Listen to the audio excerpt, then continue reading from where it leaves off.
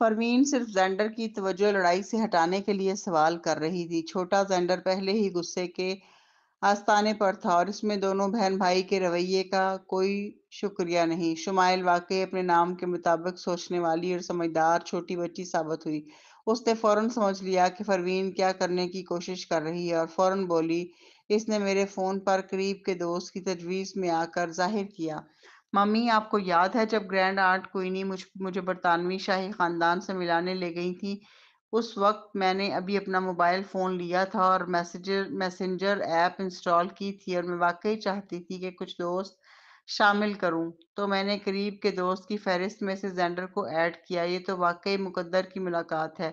بولنے کے بعد شمائل زینڈر کے پاس گئی اور اس کا ہاتھ پکڑ لیا۔ ایسا لگتا ہے ہم واقعی بہت ہی پہلے مل چکے ہیں تھے زینڈر۔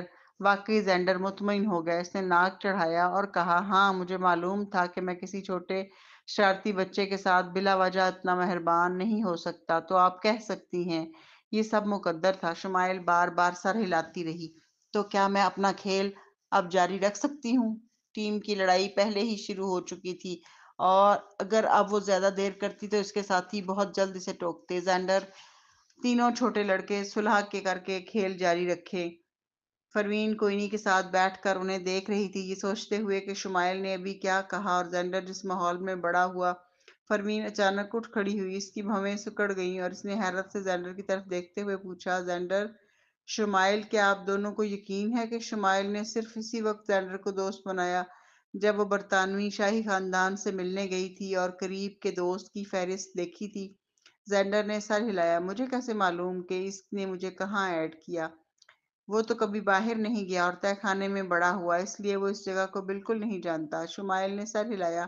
ہاں مجھے واقعی یاد ہے، جب میں اس وقت کھیل رہی تھی ایان نے مجھے کہا تھا کہ مجھے فیس بک اکاؤنٹ بنانا چاہیے تاکہ وہ مجھ سے رابطہ کر سکیں۔ اسی لیے میں نے فیس بک اکاؤنٹ بنایا، لیکن اس میں میرے کوئی دوست نہیں تھے، تو میں نے اس وقت قریب کے لوگوں کی فہرست میں سے کسی کو ایڈ کیا۔ تب میں پرنسس لوسی کے ساتھ تھی۔ پروین، اس نے دونوں کی طرف دیکھا، اچانک مڑ کر لیونگ روم سے باہر گئی اور اوپر اپنے کمرے کی طرف چلی گئی۔ پھر اس نے اپنا موبائل فون اٹھایا اور فرشاد کو کال کی۔ فرشاد نے فوراً جواب دیا۔ کیا ہوا؟ پروین کچھ دیر خاموش رہی اور اچانک پوچھا، کیا آپ نے کہا تھا کہ آپ پراسرار تنظیم کی جگہ تلاش کر رہے ہیں؟ کیا کوئی سراغ ملا؟ فرشاد کی گہری اور بھری آواز فون کے ذریعے پروین تک پہنچی۔ اس نے جواب دیا، نہیں، ہمارے مخالف بہت طاقتور ہیں، ہم کوئی سراغ نہیں ڈھونڈ سکے۔ کچھ دیر بعد خاموش رہنے کے بعد پروین نے آخر کار پوچھا، کیا یہ برطانوی شاہی خاندان کا محل ہو سکتا ہے؟ اس کے الفاظ نے فرشاد کو لمحے بھر کے لیے حیران کر دیا، لیکن فوراً اس نے کہا، تو کوئی تعجب نہیں، شاہی محل میں سیکیورٹی سخت تھی، امریکیوں کے لیے وہاں داخل ہونا بالکل ناممکن تھا۔ اگر پراسرار تنظیم واقعی شاہی محل کے نیچے چھپی ہوئی ہے تو واقعی امریکہ کے لیے ان کا ٹھکانہ تلاش کرنا ناممکن ہوگا۔ فرشاد نے بھویں چڑھاتے ہوئے کہا، میں اپنے لوگوں سے یہ دیکھنے کو کہوں گا۔ ٹھیک ہے۔ فون بند کرنے کے بعد پروین نے بھویں چڑھائیں اور سوچا، اگر پراسرار تنظیم واقعی شاہی محل کے نیچے ہے تو کیا رانی اس میں شامل ہے یا نہیں؟ اسے ایک مدم سا احساس ہوا کہ یہ سب کچھ جلد ہی ختم ہونے والا ہے۔ اسی وقت اس کا موبائل فون اچانک بجا۔ جب اس نے جواب دیا، کال کی آواز آئی، لعنت، اسسن الائنس میں ایک غدار ہے، انہوں نے ہٹ مین لیگ کو بتایا کہ یہ بلیک کیٹ جعلی ہے، اب ہم کیا کریں؟ کارل غصے میں تھا۔ ہٹ مین لیگ یقیناً آپ کے لیے مسائل پیدا کرے گی۔ اگر خبر پھیل گئی کہ آپ نکلی ہیں تو یہ اسسنس الائنس کی شہرت پر بڑا دھچکا ہوگا۔ کیا خیال ہے اس بار آپ آرام سے بیٹھ جائیں، ہم بھی اس بار سیکیورٹی کا کام چھوڑ دیں گے؟ آخر میں کارل کی آواز بھی مدھم ہو گئی اور وہ کافی افسردہ محسوس کرنے لگا۔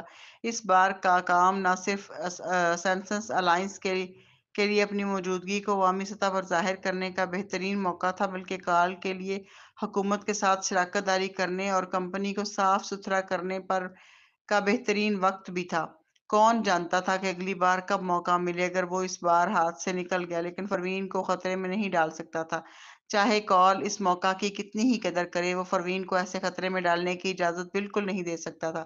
اگرچہ وہ اور ایان ایک دوسرے کو دیکھتے ہی ہمیشہ جھگڑ پڑتے، لیکن دل کی گہرائی میں وہ ایک دوسرے کی بہت عزت اور تعریف کرتے تھے۔ یہ بات الگ تھی کہ وہ دونوں ایک دوسرے کو قدر کی نگاہ سے دیکھتے تھے، صرف تانیہ اور پروین کے تعلقات ہی۔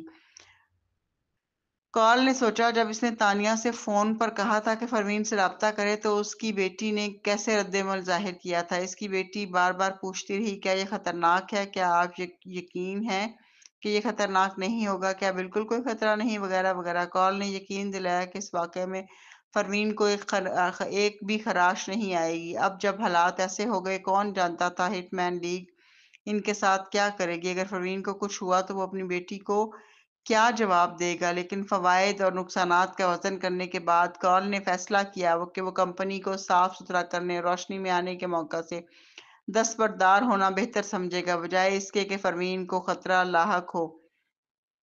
لیکن اچانک جب فون بند کرنے والا تھا، پروین نے کہا، نہیں ٹھیک ہے، مشن منصوبے کے مطابق جاری رہے گا۔ کال حیران ہوا، کیا ٹھیک ہے؟ فیصلہ ہو گیا، کل ملتے ہیں۔ فون بند کرنے کے بعد پروین نے تینوں چھوٹے بچوں کے ساتھ کچھ وقت گزارا اور پھر شام 8 بجے جلدی سو گئی۔ شمائل اور حارث پہلے ہی عادی تھے کہ وہ جلدی سو جاتی ہے، لیکن زینڈر محسوس کر رہا تھا کہ اس کی ممی اس کے ساتھ کافی وقت نہیں گزار رہی۔ وہ ابھی بھی پروین کے ساتھ کھیلنا چاہتا تھا، چاہے پروین کچھ نہ بھی کہے اور صرف اس کا سر تھپتائے، وہ پھر بھی خاص طور پر خوشی محسوس کرتا تھا۔ لیکن عورت اب بے حرکت لیٹی ہوئی تھی اور صرف 2 منٹ میں ہی گہری نیند میں جا چکی تھی۔ زینڈر نے ناپسندیدگی سے ہونٹ سکیڑے اور بولا، ممی اتنا کیوں سوتی ہیں؟ شمائل بغیر سر اٹھائے کمبل میں گیم جاری رکھے ہوئے بولی، داناؤں کو بہت نیند کی ضرورت ہوتی ہے۔ یہ کہتے ہی حارث نے اتفاق میں سر ہلایا۔ گیم میں طلال نے بھی اس بیان کی تائید کی۔ اس نے کہا، ہاں سوچو تو صحیح، ثالث بچپن میں ہی دوسروں سے زیادہ سوتا تھا، اسے روزانہ تو 9 گھنٹے کی نیند کی ضرورت تھی۔ بعد میں جب میرے والد نے مجھے ڈانٹا کہ میں اتنا سست کیوں ہوں اور ثالث سے سیکھنے کو کہا تو میں بھی روزانہ 9 گھنٹے سونے لگا۔ شمائل نے حیرت سے پوچھا، پھر؟ طلال نے جواب دیا، وہ روزانہ 9 گھنٹے سوتا تو میں بھی 9 گھنٹے سوتا، ثالث کمبل نہیں لیتا تھا تو میں بھی نہیں لیتا، جب وہ جاگتا تو پڑھائی شروع کرتا، میں بھی اس کی طرف دیکھتا، جب وہ پڑھائی کرتا تو واقعی خوفناک ہوتا، کبھی کبھار پورا دن پڑھتا، میں بھی پورا دن اسے دیکھ سکتا تھا، اور اب میں پورا دن گیمز بھی کھیل سکتا ہوں۔ تینوں چھوٹے۔ طلال مسکرایا اور بولا، لیکن کوئی مسئلہ نہیں، میں تو ایک عام آدمی ہوں، تو یہ واقعی مسئلہ نہیں۔ دیکھو ثالث کتنا مصروف ہے، اس کے علاوہ ذہین لوگوں کو بہت ذمہ داریاں اٹھانی پڑتی ہیں۔ وہ صرف 18 سال کی عمر میں خاندانی کاروبار سنبھالنے لگ گیا تھا، جبکہ میں ابھی بھی یہاں کھیل رہا ہوں، حالانکہ میری عمر 22 سال ہے۔ ٹھیک ہے نا؟ حارث زینڈر دونوں سے رد نہیں کر سکتے تھے۔ شمائل کی آنکھیں پھیلی ہوئی تھیں، اس کے چہرے پر ایک خواہش بھری نظر آ گئی۔ اس نے کہا، واہ، میں تم سے حسد کرتی ہوں چیسٹی، میں بھی مستقبل میں تمہاری طرح محنت کروں گی۔ اگر میرے بھائی روزانہ 10 گھنٹے سوتے ہیں تو میں بھی کوشش کروں گی کہ 10 گھنٹے سوؤں۔ اگر وہ محنت کرتے ہیں کھانے کے لیے تو میں بھی بہت سا گوشت کھاؤں گی اور جلدی بڑھوں گی۔ حارث اور زینڈر تم دونوں محنت سے پڑھو، ٹھیک ہے؟ میں بھی محنت سے اپنے گیمز کھیلوں گی۔ بولنے کے بعد اس نے حارث اور زینڈر کی طرف دیکھا اور اپنی چھوٹی مٹھیوں کو ان کی طرف اٹھایا۔ میں تمہارے لیے خوش ہوں حارث اور زینڈر۔ حارث، زینڈر۔ طلال نے آخرکار سمجھ لیا کہ اس کے الفاظ کے نتائج کتنے سنگین ہیں۔ اگر ثالث کو پتہ چلا کہ اس نے اپنی چھوٹی بھتیجی کو غلط سمت دکھائی ہے تو وہ شاید اپنی قبر سے چھلانگ لگا کر اسے مار دیتا، ہے نا؟ طلال کے دماغ میں ثالث کا خیال آتے ہی دل غمگین ہو گیا۔ طلال کے والد ثالث کے چوتھے چچا اور خاندان کے سب سے چھوٹے بیٹے تھے۔ وہ خوشیوں بھری زندگی گزارتے تھے۔ ان کی والدہ کو یہ پسند نہیں تھا، اس لیے انہوں نے طلال سے اعلیٰ توقعات رکھی تھی۔ مسز مہدی خاندان کے تمام بچوں کے ساتھ برابر برتاؤ کرتی تھی۔ رامین مسز مہدی کے دوسرے نمبر کا بیٹا تھا۔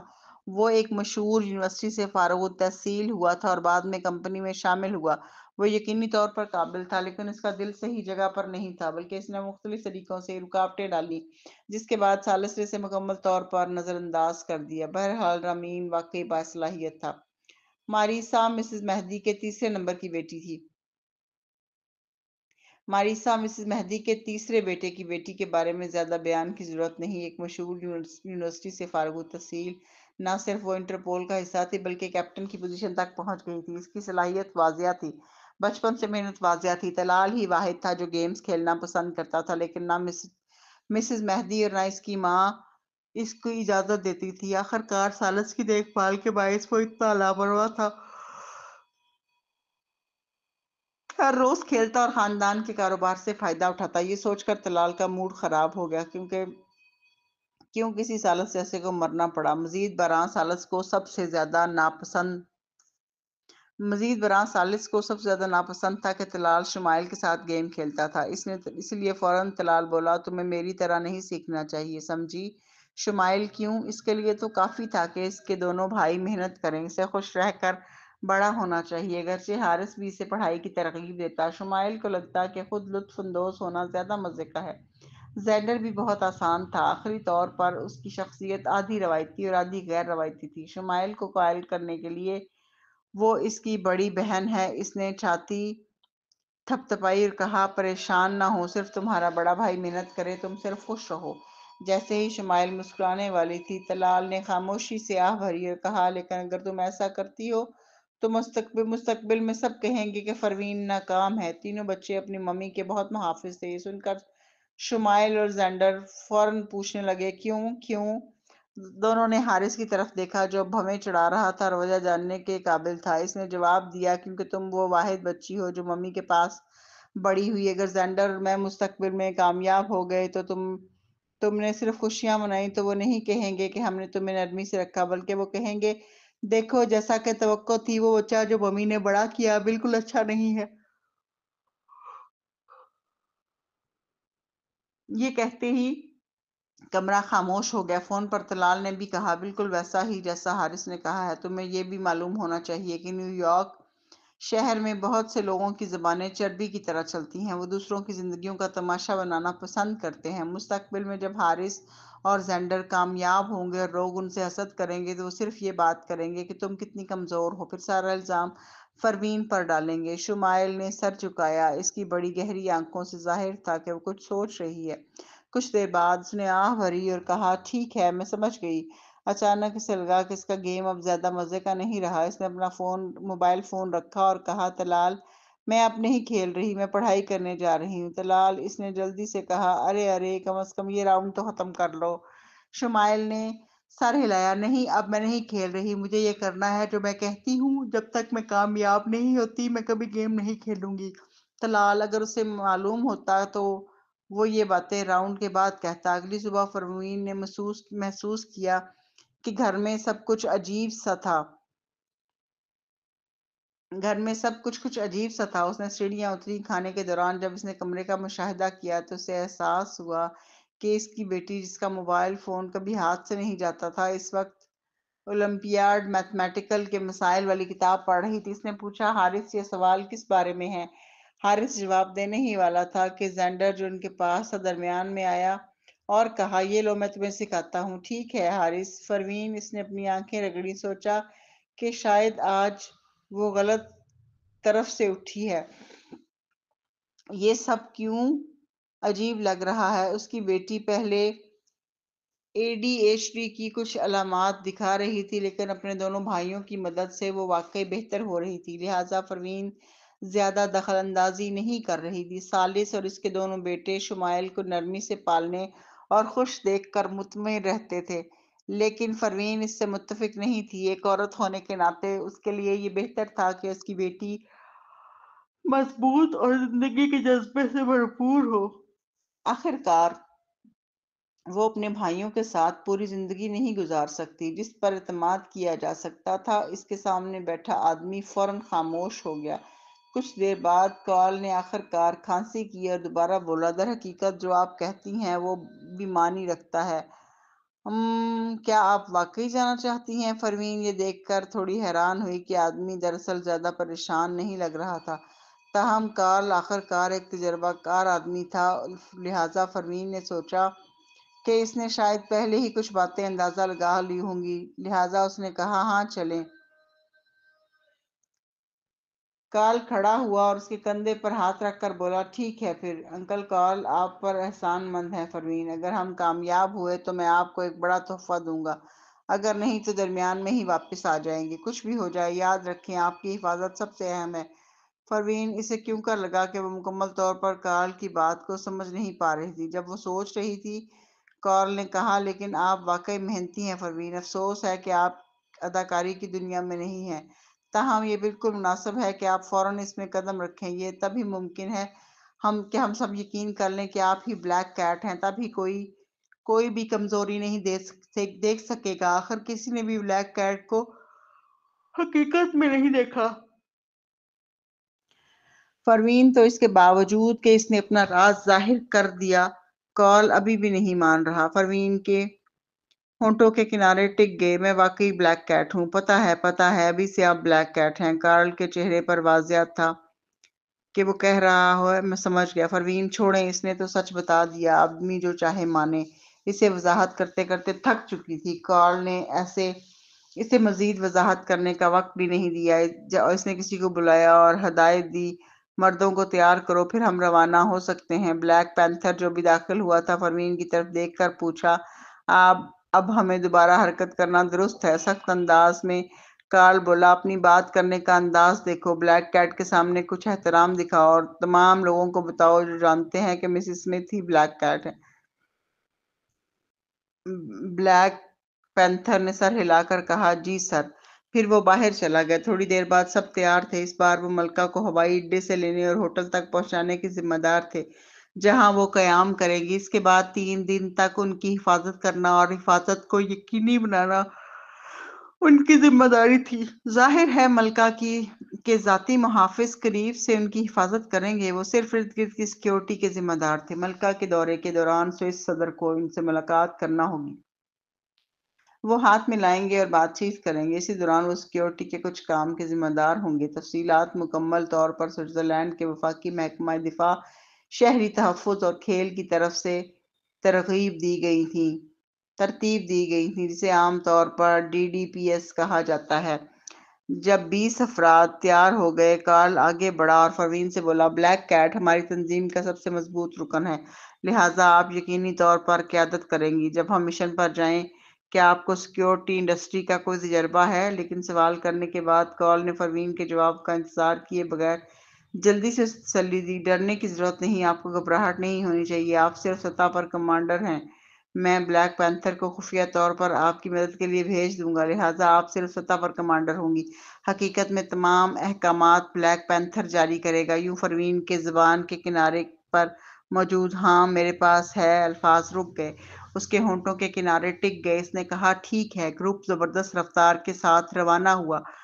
20 میں سے 15 افراد سیاہ کاروں میں بیٹھے، ہر 5 افراد نے ایک گاڑی شیئر کی، 3 گاڑیاں کل لگائی گئیں، باقی 5 موٹر سائیکل پر سوار تھے۔ کمانڈر کے طور پر پروین یقینی طور پر موٹر سائیکل پر سوار ہوگی۔ آخرکار موٹر سائیکل زیادہ آسان تھی اور اس سے ماحول کو بہتر طور پر سمجھنے میں مدد ملتی، جس سے صحیح فیصلے کرنا ممکن ہوتا۔ بلیک پینتھر بھی موٹر سائیکل پر سوار تھا۔ 5 نے یکساں سیاہ یونیفارم پہن لیا۔ پھر پروین نے ماسک پہنا، جبکہ بلیک پینتھر نے سن گلاسز پہنے۔ اس نے نظر سے پروین کو حقارت بھری نگاہ سے دیکھا اور کہا، کیا آپ موٹر سائیکل چلا سکتی ہیں؟ اگر نہیں تو آپ گاڑی میں بیٹھ سکتی ہیں، آپ تو لڑکی ہیں تو گاڑی میں ہونا بھی مناسب ہے۔ لیکن جیسے ہی وہ بولا، اس نے دیکھا کہ پروین اس کی طرف بالکل بھی دھیان نہیں دے رہی۔ وہ ماسک پہن کر ماہرانہ انداز میں موٹر سائیکل پر سوار ہو گئی۔ اس کی پتلی ٹانگوں نے کک سٹینڈ کو دھکیل دیا، پھر اس نے ہاتھ جو سیاہ دستانے میں لپٹا تھا ہینڈل بار کو گھمایا اور موٹر سائیکل کا انجن زور سے چل پڑا۔ چلیں۔ اس کے حکم پر موٹر سائیکل زوردار رفتار سے روانہ ہوئی اور بلیک پینتھر کے پیچھے صرف دھول کا بادل چھوڑ گئی۔ بلیک پینتھر وہ جلدی سے اپنی موٹر سائیکل پر سوار ہوا اور اس کے پیچھے روانہ ہوا۔ 5 موٹر سائیکل اور 3 سیاہ کاریں ہوائی اڈے کی طرف زبردست رفتار سے روانہ ہوئیں۔ راستے کے دوران بلیک پینتھر نے رفتار بڑھائی اور پروین کے ساتھ پہنچ گیا۔ جب وہ کچھ کہنے ہی والا تھا تو پروین نے اچانک رفتار بڑھائی اور اسے پیچھے چھوڑ دیا۔ بلیک پینتھر اسے کیوں کر لگا کہ اسے مسترد کر دیا گیا ہے۔ پروین یقیناً اس کی موجودگی کو رد کر رہی تھی، وہ بہت زیادہ لمبی بات کرتا تھا۔ مزید یہ کہ بلیک پینتھر کو مشن کے دوران چنگم چبانے کی عادت تھی اور مسلسل ہلتے منہ نے اسے چڑچڑا کر دیا تھا، کیونکہ group D D P S پہنچا اور ڈیوٹی کے لیے رپورٹ کی۔ ڈی ڈی پی ایس کے عملے نے ان کی شناخت چیک کرنا شروع کی۔ پروین کو اس کی فکر کرنے کی ضرورت نہیں تھی، کیونکہ کور نے اس کے لیے پہلے ہی آئی ڈی کارڈ تیار کر لیا تھا۔ ڈی ڈی پی ایس کے وزیر نے اس کا آئی ڈی کارڈ اٹھایا اور ایک نظر ڈالی۔ جیسے ہی وہ اسے گزرنے دینے والا تھا، ایک آواز پہنچی، مسٹر کلیفورڈ، کیا آپ کو یقین ہے کہ وہ بلیک کیٹ ہے؟ کلیفورڈ اس سوال سے تھوڑا حیران ہوا۔ پروین نے پیچھے دیکھا تو دیکھا 10 لوگ ان کے جیسے لباس میں چل کر آ رہے تھے۔ دیکھ کر بلیک پینتھر نے آہستہ سے وضاحت کی، وہ ہٹ مین لیگ کے رکن ہیں۔ اس آپریشن کے لیے قیادت کرنے والا ان کا کیپٹن ایبوت ہے۔ اسے بکواس کرنا پسند ہے، اس کے چہرے کو دیکھ کر آدمی چاہے تو مار بھی دے۔ پروین حقیقت میں اسے بھی لگا کہ بلیک پینتھر کا انداز ایسا ہے کہ مارنے کا دل کرے، مگر اس نے کچھ نہ کہا۔ جب کلیفورڈ نے ایبوت کو سنا تو حیران ہو کر پوچھا، آپ کیا کہنا چاہتے ہیں؟ ایبوت مسکرا کر پروین کے قریب آیا، اس کے ارد گرد 2 بار چکر لگایا اور پھر بولا، مسٹر کلیفورڈ، ہم یہاں ملکہ کی حفاظت کے لیے آئے ہیں۔ آپ واقعی چاہتے ہیں کہ وہ یہاں ماسک پہنے؟ کیا آپ نہیں ڈرتے کہ وہ کاپی کیٹ ہو سکتی ہے؟ کلیفورڈ نے مسکرا کر جواب دیا، بلیک کیٹ قاتلوں کی دنیا اور ڈی ڈی پی ایس میں بہت مشہور ہے۔ علاوہ ازیں ایسنس الائنس کی کوئی بھی رکن کاپی کیٹ کیسے ہو سکتی ہے؟ ایبوت ہنسا اور بولا، پھر میں آپ کو دکھاتا ہوں کہ وہ کاپی کیٹ کیسے ہے۔ جیسے ہی وہ بولا، ایبوت نے پروین کے چہرے کی طرف ہاتھ بڑھایا۔ اسے پہلے سے معتبر معلومات ملی تھی کہ کارل نے بلیک کیٹ کے نقلی روپ کے لیے کسی کو منتخب کیا ہے۔ چونکہ وہ صرف دکھاوا کر رہی ہے، اس لیے اس کی لڑائی کی مہارت زیادہ نہیں ہوگی۔ اگر وہ ماسک اتارتا ہے تو وہ بلیک کیٹ کی لڑائی کی مہارت یا کمی کو دکھا سکتا ہے اور اس کی شناخت نقلی کے طور پر ظاہر ہو جائے گی۔ دیکھو، بلیک پینتھر نے چیخا، مگر وقت بہت کم تھا۔ کون سوچ سکتا تھا کہ آدمی اچانک حملہ کرے گا جب وہ ابھی ملاقات کر ہی رہے تھے۔ ایبوت کا ہاتھ پہلے ہی پروین کے ماسک کے گرد تھا، جیسے ہی تھوڑا سا زور لگاتا وہ اسے اتار سکتا تھا۔ مسکرا کر اس نے پوچھا، کیا بلیک کیٹ کی حرکات اتنی خراب ہیں؟ صورتحال دیکھ کر بلیک پینتھر شدید حیرت میں مبتلا ہو گیا۔ اس نے کبھی سوچا بھی نہیں تھا کہ ایبوت کے پاس ہمت ہوگی کہ وہ کلیفورڈ کے سامنے حملہ کر دے۔ نہ ہی وہ توقع کر رہا تھا کہ ایبوت اتنی تیزی سے حرکت کرے گا۔ ایسا لگ رہا تھا کہ ہٹ مین لیگ نے ماضی میں جب وہ دونوں ایک دوسرے کے سامنے تھے اپنی اصل طاقت چھپائی ہوئی تھی۔ ہٹ مین لیگ ایک طویل تاریخ والا گروہ تھا اور اس کی بنیاد اس وجہ سے اسمپسن لیگ سے پہلے رکھی گئی تھی۔ یہ کوئی حیرت کی بات نہیں تھی کہ ان کے پاس مضبوط بنیاد اور طاقتور ہٹ مین موجود تھے جن کے بارے میں دوسروں کو علم نہیں تھا۔ یہ بھی کوئی تعجب کی بات نہیں تھی کہ وہ بلیک کیٹ کو چیلنج اور اشتعال دلانے کی ہمت رکھتے ہوں۔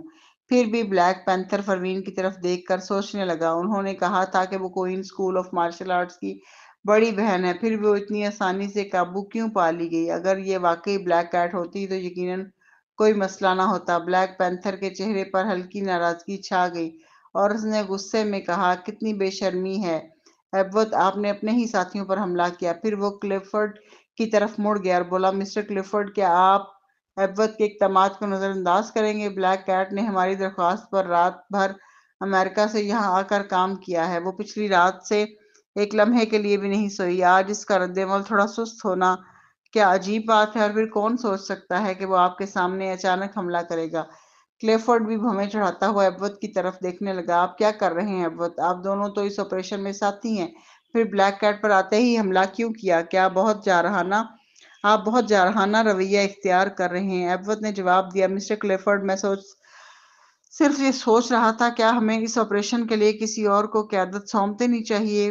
ہٹ مین لیگ کی پچھلے 2 سالوں میں قوت بلیک کیٹ کے مقابلے میں اتنی مضبوط نہیں رہی، لیکن آج آپ نے میری صلاحیتیں دیکھی ہیں۔ اس کے علاوہ جب دیکھا کہ بلیک کیٹ یہاں اتنی آسانی سے قابو پائی گئی تو کیا واقعی ہم اس کی صلاحیتوں پر اعتماد کر سکتے ہیں؟ اس صنعت میں طاقتور کا کہنا ہی آخر کار فیصلہ ہوتا ہے۔ کلیفورڈ کے چہرے پر شک کی لکیریں ابھر آئی۔ اس نے دوبارہ پروین کی طرف دیکھا، اس کے چہرے پر بھی ہلکا سا شکوک نظر آنے لگے۔ آخرکار، حالانکہ یہ درست تھا کہ ابوت نے ابھی تھوڑی دیر قبل اچانک حملہ کیا، مگر ان کی صنعت میں کون یقینی طور پر کہہ سکتا ہے کہ کسی نے دشمن کے ہاتھوں خریداری نہیں کی؟ اس لیے ایک فرد کی صلاحیتوں پر انتہائی سخت مطالبات لگائے جاتے ہیں۔ مزید یہ کہ حکومت نے اس آپریشن کے لیے دونوں تنظیموں سے صرف 20 افراد کو تعینات کیا تھا، کیونکہ اس کے پاس زیادہ عملہ نہیں تھا، اور ان میں سے سب نے پہلے ہی اس بات پر اتفاق کیا تھا کہ بلیک کیٹ کی تعیناتی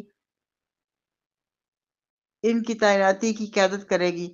آخرکار بلیک کیٹ کا سامنا ہٹ مین دنیا میں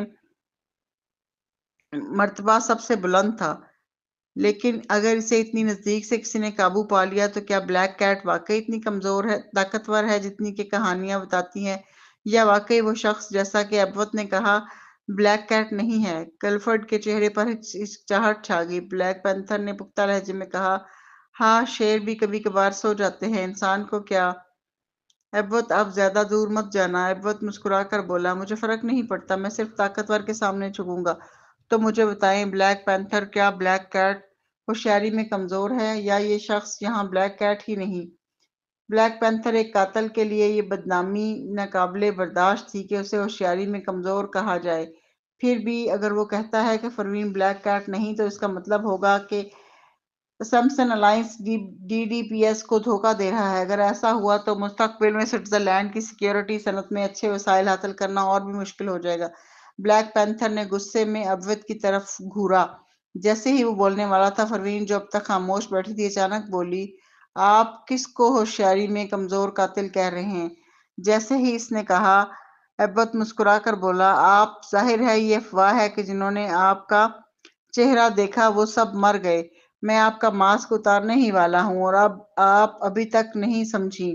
کیا یہ ثبوت نہیں کہ آپ ہوشیاری میں کمزور ہیں؟ اور جیسا کہ میں دیکھتا ہوں، وہ سب کہانیاں کہ جنہوں نے آپ کا چہرہ دیکھا وہ مر گئے بس افواہیں ہیں، ہے نا؟ ابھی وہ یہ کہہ ہی رہا تھا کہ ہلکی سی ہنسی سنائی دی۔ ابوت حیران ہوا۔ اگلے لمحے ماسک والی عورت نے ٹھنڈی آواز میں کہا، اچھا، پھر میرا ماسک اتارنے کی کوشش کریں۔ اس کے الفاظ نے ابوت کو ساکت کر دیا۔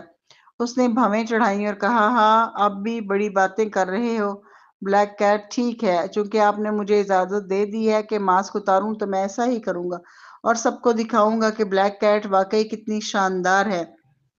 فوراً ہی اس نے ماسک پکڑا تاکہ اتار سکے، لیکن اگلے ہی لمحے اس نے دیکھا کہ وہ اپنی ہاتھ کی طاقت استعمال نہیں کر پا رہا۔ حیران ہو کر اس نے سر نیچے کیا اور تب جا کے دیکھا کہ اس کی کلائی کے نیچے اس کی نظر سے باہر ایک چمکدار سلور سوئی ٹھہری ہوئی تھی۔ یہی سوئی ابوت کے ہاتھ کو کسی بھی قسم کی طاقت استعمال کرنے سے روک رہی تھی۔ ابوت حیران رہ گیا۔ جب باقی لوگ ابوت کو دیکھ رہے تھے تو وہ خاموشی سے کھڑا تھا۔ پسینے کی بوندیں اس کے ماتھے پر ابھی ابھر رہی تھیں، لیکن اس کے ہاتھ میں مزید حرکت کے آثار نہیں تھے۔ تب ہی سب نے اس کی نظر کی طرف دیکھا اور آخرکار سوئی دیکھ لی۔ مزید یہ کہ انہوں نے دیکھا کہ پروین کا دوسرا ہاتھ ابوت کے سینے پر تھا۔ پہلی نظر میں ایسا لگ رہا تھا کہ اس نے خود کو ٹھیک کیا اور اسے دھکیلنے کا ارادہ ہے، مگر اگر قریب سے دیکھا جائے تو سوئی اس کی مٹھی کے انگلیوں کے درمیان میں نصب تھی، اور یہ ابوت کے دل کی طرف مرکوز تھی۔ صرف تھوڑی سی طاقت، یہ سوئی خاموشی سے اس کے دل کو چھید سکتی تھی، بغیر کسی کے محسوس کیے۔ پروین کی ٹھنڈی آواز سب کے کانوں میں گونجی، میں نے کہا تھا جو بھی میرا چہرہ دیکھتا ہے وہ مر جاتا ہے، تو کیا آپ پھر بھی دیکھنا چاہتے ہیں؟ بغیر کسی وجہ کے اس کے الفاظ میں شدت اور اقتدار کی جھلک تھی۔ یہ سب دیکھ کر ہر کوئی دنگ رہ گیا۔ ابوت جرأت نہیں کر سکا۔ جب کلفرڈ نے یہ منظر دیکھا تو اس نے سانس چھوڑا۔ اس نے آخرکار بلیک کیٹ کی مہارت دیکھی۔ وہ کسی کی جان خاموشی سے لے سکتی تھی، صرف ایک سلور سوئی سے بھی۔ وہ کسی کی بھی جان لے سکتی تھی بغیر کسی کو خبر ہوئے۔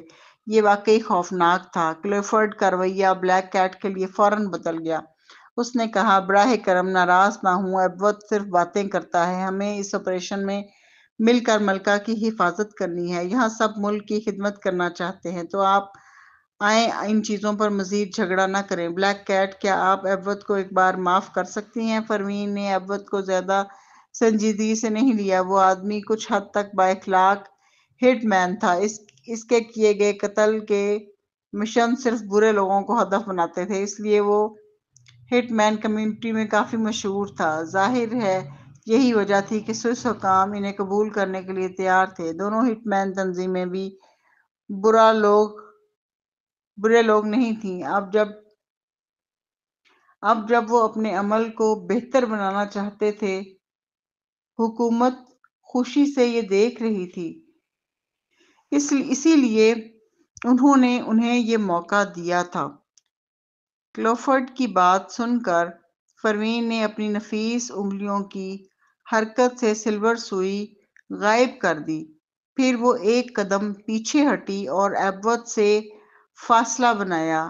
اب جب اس کا خوفناک ارادہ ختم ہو چکا تھا تو ایبوت نے آہ بھری۔ اس نے ماسک والی عورت کو دیکھا اور کہا، صرف انتظار کرو، میں یقیناً ثبوت تلاش کروں گا کہ آپ بلیک کیٹ نہیں ہیں۔